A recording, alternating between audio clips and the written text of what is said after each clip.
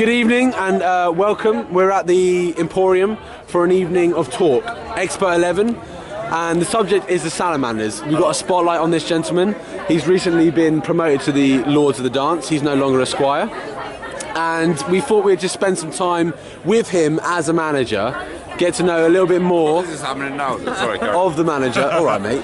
And we want to know, your philosophies, what you try to gain out of the Lords. Are you looking for success, etc., etc.? So first off, how did you come to Xpert 11? What was your journey into that game? I was introduced by Lawrence Anscombe, Mr. Larry Krishna, back in 2012 in January. He asked me, would you like to join a Football League game with me? And I was like, all right, I'll do it. Were you sceptical at first, or did you think maybe, this is something I can get into further down the line? I'd actually never played a full managing game before, so I was really intrigued. I joined up alongside Ed McCambridge with his team name. Bayern Munich. The Bayern Munich. Yeah, well, and then Pussy Patrol with Scully in there. They both won the league. I still haven't won the league. So. I mean, they've won a league. They may not be reputable, but they've won the league, as you say. And as of you now, you've won a league. It may not be the Lords, but as you can see, there is a medal on this man's chest. I went there, and then I went on a couple of years later and won the league. Yeah, It's a stepping stone. Yeah. But to tie it back to roots of the Salamanders, knowing now where you've come into Xpert, where do you see yourself in maybe 2 to 3 seasons' time? Are you maybe looking for a win? Are you The winners of the Lords! Are you focusing on DV? Is it something that you're trying to do over a couple of years? Help us out. What is your philosophy? 2 or 3 seasons, possibly winning it. Currently, just develop them. But 2 or 3 seasons. This man knows. I know what's happening. I know everyone. I like it, sir. I like it very much. What's with the recording? Why not? Well, we're doing a little interview for our online football managing game. I fucking hate football. Football shit. Hate it. Fuck that Don't shit. watch it. They get overpaid. Overpaid. Full of cunts. They're all mags. Well, you've heard it from the man, the horse's mouth, as The it horse's were. mouth. That's it. That's how I roll. But coming back to the Salamanders, let's gauge your philosophy. What do you want to gain in the next 2, 3, maybe even 4 seasons? What do you foresee for the Salamanders as a whole? My team will be reaching their peak in about 2 or 3 seasons' time, hopefully. They'll be 25, 26 years old. So getting to their peak of their performances, their skill level, their development. So I see myself hopefully being in contention to win it. If not, I shall be sacking the lots of them, selling them off. Can I have my back end business? Oh, sorry, mate. Thanks, sir. Fucking Do you bite think? that Do you right think out of maybe his if you're intending to contend within the next 3 to 4 wasn't anything seasons? personal, Excuse me, mate. I'm actually talking. Within the next 3 to 4 seasons, you hope to contend for the Lord's title. Sure. Do you not foresee maybe there's a chance of relegation within the next 1 to 2 seasons? I don't think so. I think I've got a good grasp of my tactics now. I've got a tactic that works for me. I've got a squad that actually works for me now. They're all excellent compatibility apart from the guy I got from you. Don't know his name now, I forgot his name. Chris Burnett?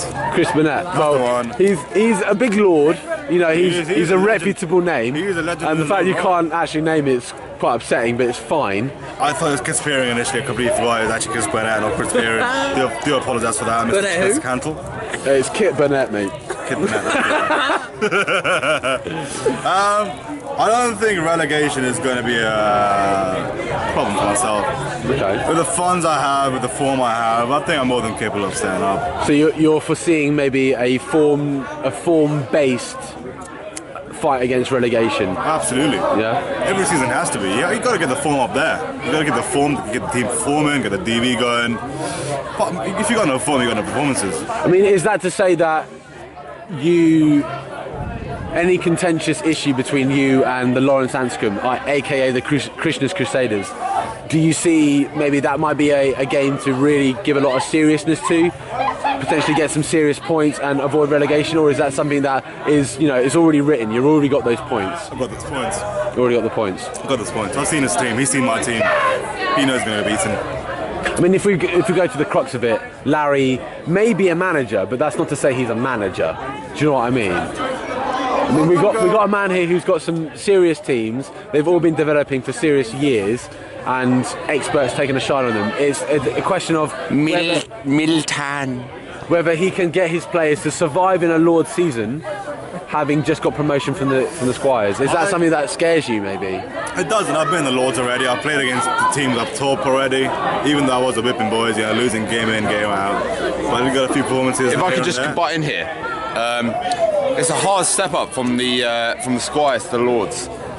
So I wish Harsh every luck with the Salamanders. He's got a great squad up and coming. However, if you don't get any results in the sort of first season or two, don't be so hard come by. I mean, even if I do get relegated, at least till they reach 24 and 25 is just about development, getting that 8 skills converted to 10, 12s. If I could. I mean, if you got any player who's playing at their prime, 25, 26, who's around a 12 skill 13.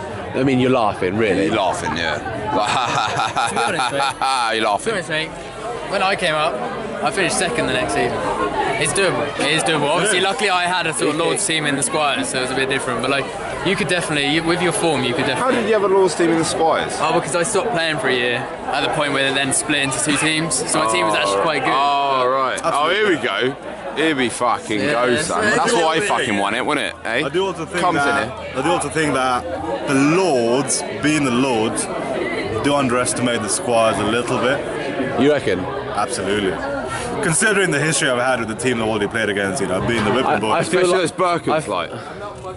I beat him the 11-1 on Burkers. aggregate, the Burkers. What are they? I feel like there are a few Squires which you can hold up in high esteem, and they may not be a Lord, but you've got to consider them. Like you say, there are some teams where you should give them that respect because they can contend. Like Bilbo, yeah, they can contend in the Lords. Absolutely. They've had a good change report. Need a wee.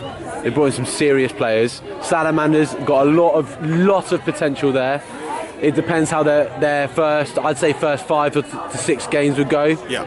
And then it boils down to form and management of that form, To be honest, in the mid to late season, if you have good form, you're laughing because a lot of teams struggle. Yeah. Like you saw this season, everyone's form's dropped rapidly down. Yeah, Drastically down. there's been not a lack of form management, but more It's a brutal league. There's been an antipathy about when the league starts, how that affects your development, and a lot of consideration there, rather than just getting prepped for the start of the league, I think. See, But anyway. not taking anything away from Norman's gaffer of the gaffer season, award. Very nicely done, 10. Yeah, well victory. deserved. The I thing didn't is- vote for him, but it's fine. Keeping in mind the squad which I had, the squad that he had, and the players that he brought in, 11, 12, 13 skills, whereas I'm working with 8 and 9 skills for pretty much the entire season. I kept top spot the entire way through.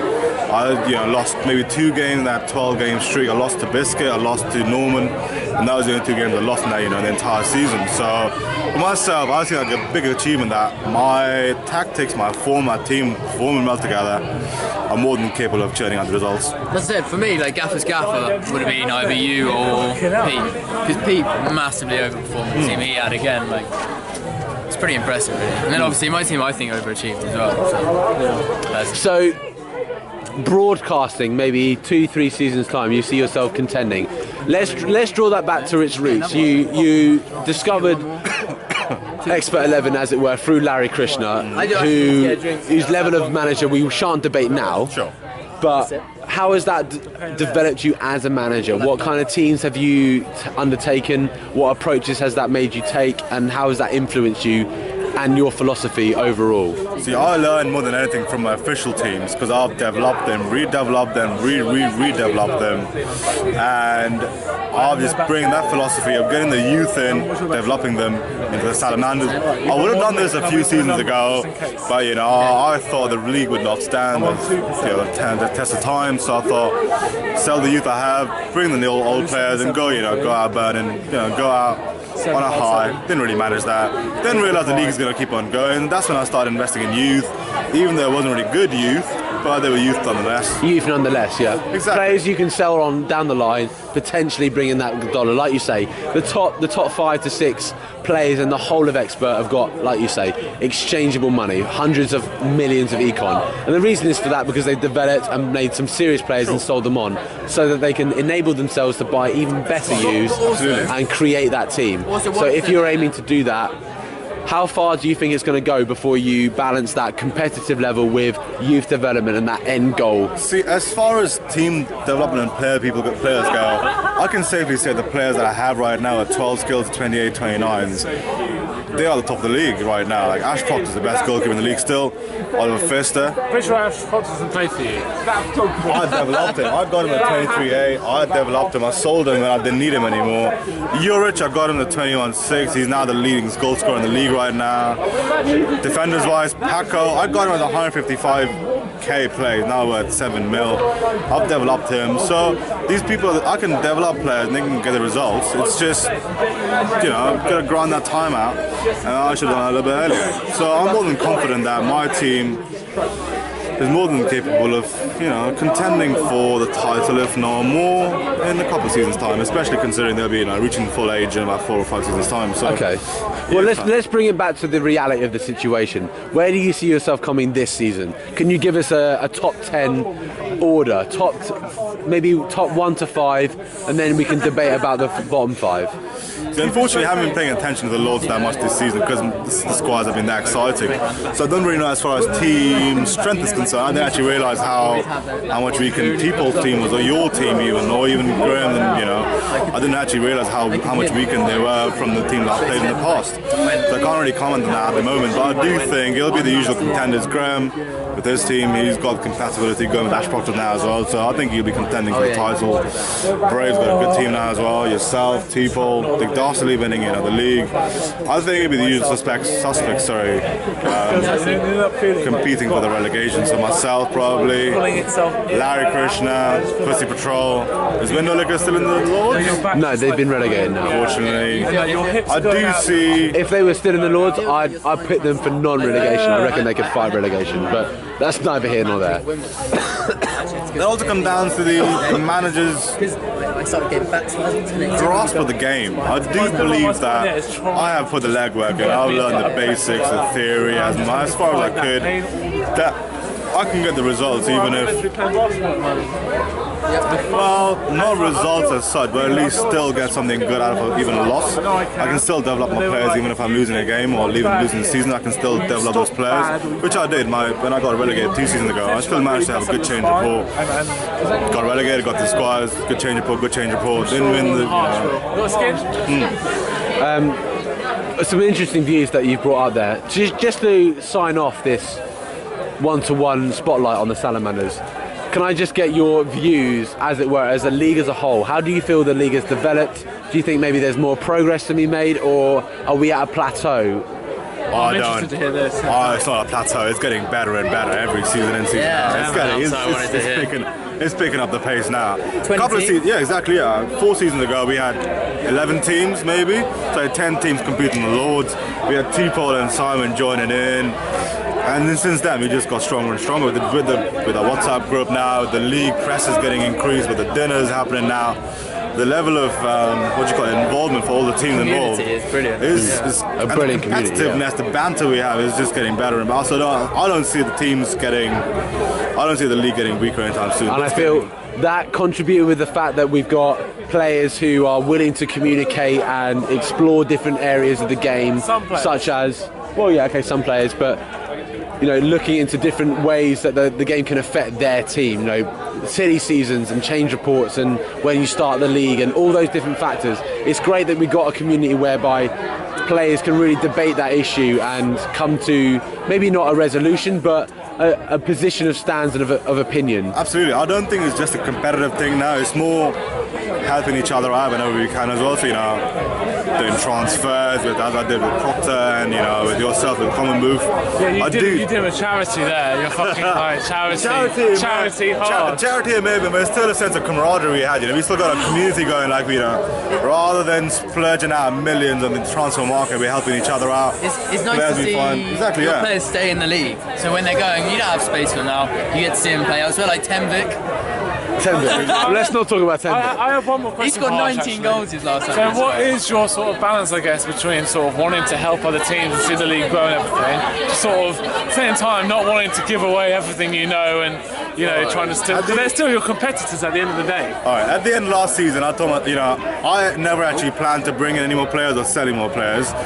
but I got some offers, I got some, inquisitive people. And I thought, maybe I'm open to the idea of selling some people or transferring some people or exchanging some people.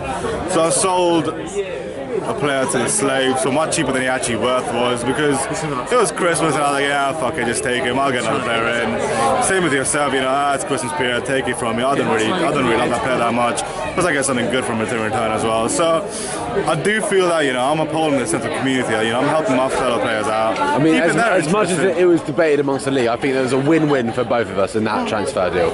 But that's just an aside. I feel like we should finish off the interview just with finally. Oh dear. It's absolutely fine. What a way to finish. Eh? Just finally, can you give us 3 words that synonymise you and your club, your philosophy, your outlook on the league? We love sniffing panties. I like it a lot. 4 words, but we love sniffing panties. Thank you very much. Well, I thank you very much for your interview tonight. Morgoth Spain of the Salamanders. Thank you very much, Mr. Cantor. Why is that your username? Shall we not touch upon that now? That's maybe another issue, because I'm actually trying to end the interview. I shall actually answer this question if you wouldn't mind. Basically, when I first joined the game, I asked Lawrence, what should I name myself? Should I go Harsh Pal like my name is? And Lawrence said, no, just use whatever internet gaming name you use. I don't really have that many internet gaming names, so I thought I'll make one up for myself. I like Morgoth. He's a character from Lord of the Rings, as you might know. We're all Lord of the Rings fans here. Well, he is, Huh? What? What did you say? I like Lord of the Rings, yeah. You do? I like Lord of the Rings. And the name just came to be and I kept it. I like it. Well, I respect that, but I want to just put that as a minor aside as we divulge more into your 3 points or 3 words that are synonymous with you. Please do tell the world.